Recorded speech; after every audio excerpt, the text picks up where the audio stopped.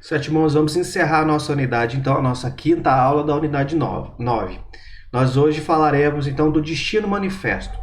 É uma filosofia, uma ideologia que os colonos na América do Norte, das 13 colônias, criaram para justificar a sua exploração, tanto dos nativos quanto do território que eles habitavam aqui na América. Então vamos lá para conhecer um pouco mais do Destino Manifesto. Bem, os colonos ingleses, depois que se estabeleceram no litoral, na costa leste dos Estados Unidos, eles começam aos poucos a se expandir para o interior do continente. O território dos Estados Unidos é um território muito vasto, muito grande, então eles começam a partir rumo ao oeste, a direção oeste do território. E começam então a incorporar novos territórios às 13 colônias, como por exemplo a Louisiana, que foi comprada dos franceses. Era uma colônia francesa e foi comprada pelos colonos. E aí, nessas regiões que os colonos americanos e descendentes de ingleses ou ingleses ocupavam, eles começaram então a levar o seu modo de vida e também a sua religião. Para onde eles passavam, então, levavam o seu modo de vida e a sua religião.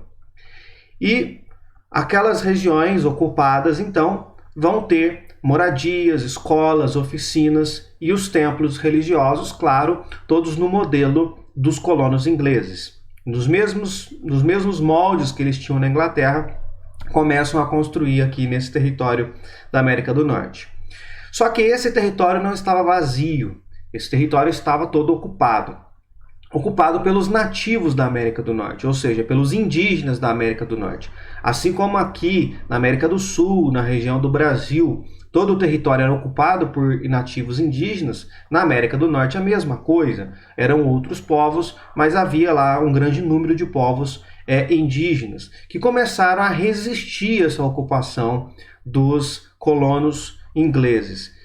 Como, por exemplo, os Apaches, os Sayos, os Cheyennes, são vários povos que habitavam a América do Norte e começam a resistir à expansão para o oeste dos colonos. E aí, claro, os colonos começam a atacar esses indígenas. E aí vão ter que criar umas justificativas para expandir para o interior e também para justificar esse ataque aos indígenas. Lembre-se, esses colonos vieram para a América do Norte, na sua maioria, fugidos de perseguição religiosa na Inglaterra. Portanto, eram pessoas que se diziam bastante religiosas, pessoas que eram cristãs. Portanto, precisavam, então, para seguir a sua vida religiosa, tinham, então, que exercer a paz e não partir para violência, não matar ninguém e assim por diante. No caso aqui, eles estão fazendo o oposto. Então, eles precisam criar uma justificativa, claro, uma justificativa que é para a própria consciência, porque nada justifica o que eles vão fazer. E aí um jornalista chamado John Sullivan vai publicar num jornalzinho, um manifesto, um texto, que tinha esse seguinte trecho que eu vou ler agora para vocês e vocês podem acompanhar. Nosso destino manifesto, atribuído pela providência divina para cobrir o continente para o livre desenvolvimento de nossa raça, que se multiplica aos milhões anualmente. Esse trechinho está lá na apostila de vocês, na página 13. O que ele está dizendo aqui? Que existe um destino que os colonos devem seguir, que foi dado pela providência divina, ou seja, por Deus. Vejam bem, quando se fala de um destino, é algo que você vai ter que seguir inevitavelmente. É algo que já está traçado, algo que já está planejado e compete às pessoas, então, seguir aquilo que está destinado. E esse destino foi manifesto e atribuído por Deus. Portanto, tudo que eles precisam fazer o que eles estão fazendo e precisam fazer nada mais é que obedecer a Deus, a ordem de Deus, que era então ocupar aquele território, porque eles vão se considerar a partir dessa ideia, eles vão se considerar como um povo eleito por Deus, que receberam uma nova terra, e essa nova terra foi dada por Deus, e eles então têm o direito de ocupar essa terra. Então, para reforçar, os colonos ingleses que aqui chegaram na América do Norte acreditam então que esta vinda para a América e a ocupação desse território, território este que foi dado por Deus, e a ocupação desse território nada mais é que um destino traçado por Deus e que eles devem seguir. Portanto, qualquer coisa que apareça, que atrapalhe a ocupação desse território, ocupar um território que eles ganharam de Deus, é preciso ser eliminado, é preciso ser retirado do caminho. E aí tem essa justificativa, então, para atacar os indígenas, já que os indígenas, então, estão atrapalhando eles, então, cumprir aquilo que foi determinado por Deus, esse destino traçado por Deus. Então, eles começam a ocupar cada vez mais esse território e acredito que eles precisam, então, levar a cultura, o modo de governo, o modo de vida por toda a América. Então, começa a aparecer uma ideia de superioridade. Então, eles são a referência, eles têm o melhor modo de viver, o melhor modo de governo, enfim, têm a melhor cultura, portanto, todo o resto é inferior. Então, precisa receber o seu modelo de vida. Então, isso é uma ideia de superioridade, quando então eles começam a considerar outros povos inferiores. Essa ideia de superioridade vai ser retomada em vários momentos da história dos Estados Unidos, não ficou restrito àquela época. E até hoje, de vez em quando, ela aparece.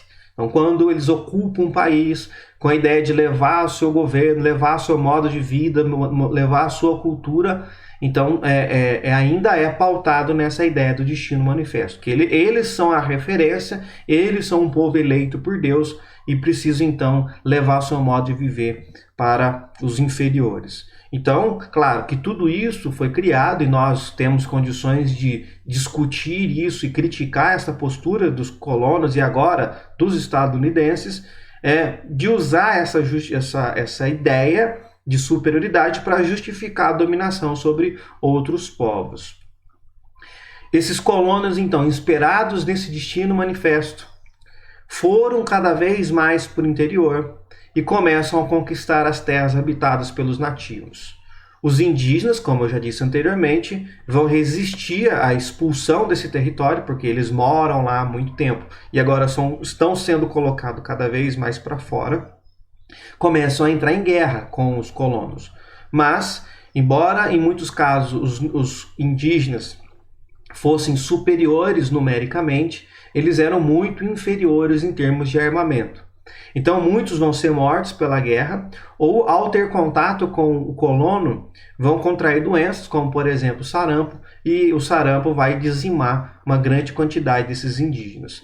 Os que sobreviveram vão recuar cada vez mais para o norte, uma terra que os colonos não se interessavam muito, então eles começam a ficar cada vez mais restrito para as terras ao norte, onde estava livre dos colonizadores.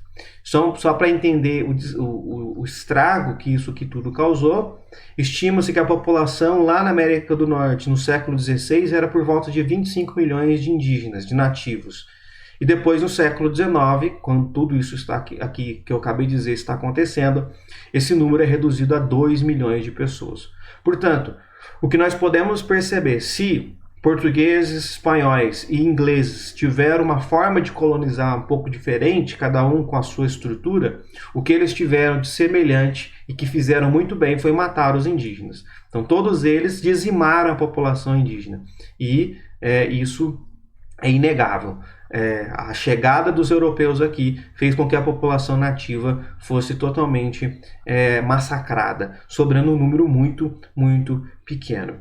Essas histórias, gente, de ocupação do Oeste vai se acirrar ainda mais quando eles percebem, eles descobrem que lá no outro lado do território, lá eles colonizaram na costa leste, e lá do outro lado, na costa oeste, era uma região que tinha no meio do caminho muitas minas de ouro. Então começa um processo de interiorização muito forte para poder encontrar essas minas de ouro e, claro, eles começam a matar os indígenas. É daí que surge, inclusive, algumas histórias que vocês já devem ter visto em filmes mais antigos, que é aquelas histórias do distante oeste, uma terra sem lei, uma terra onde as pessoas andam armadas e existem muito criminosos e as casas são atacadas por indígenas. E nesses filmes, claro, os indígenas são vistos como inimigos, como vilões, porque são selvagens, etc. Então essas histórias do oeste distante ou do far west é que surge o que nós aportuguesamos como faroeste. É o far west, o oeste distante, tá certo? Onde tem aqueles filmes de bang bang, enfim, onde homens se enfrentam para ver quem é mais rápido no tiro, enfim. Essas histórias que o cinema propagou bastante, retrata basicamente esse período que eu estou dizendo. Claro, o homem branco, o bom atirador, o bom cowboy, é o branco, inglês ou colono, e encara então os indígenas como inimigos, como selvagens e assim por diante, numa terra que até então era uma terra sem lei, o oeste distante, tá certo? Então aqui nós encerramos essa nossa unidade, a unidade 9. Com alguma dúvida que ficou, reveja as aulas anteriores, é uma matéria relativamente simples, mas que é extremamente importante para nós no futuro, porque nós vamos estudar o processo em que todo esse território que nós acabamos de estudar, que foi colonizado, ele em algum momento será descolonizado, ele terá um processo de independência. Então, nós vamos, mais uma vez, abordar os assuntos que estudamos nesta unidade. Então, vocês têm que saber muito bem para não ter dificuldades no futuro.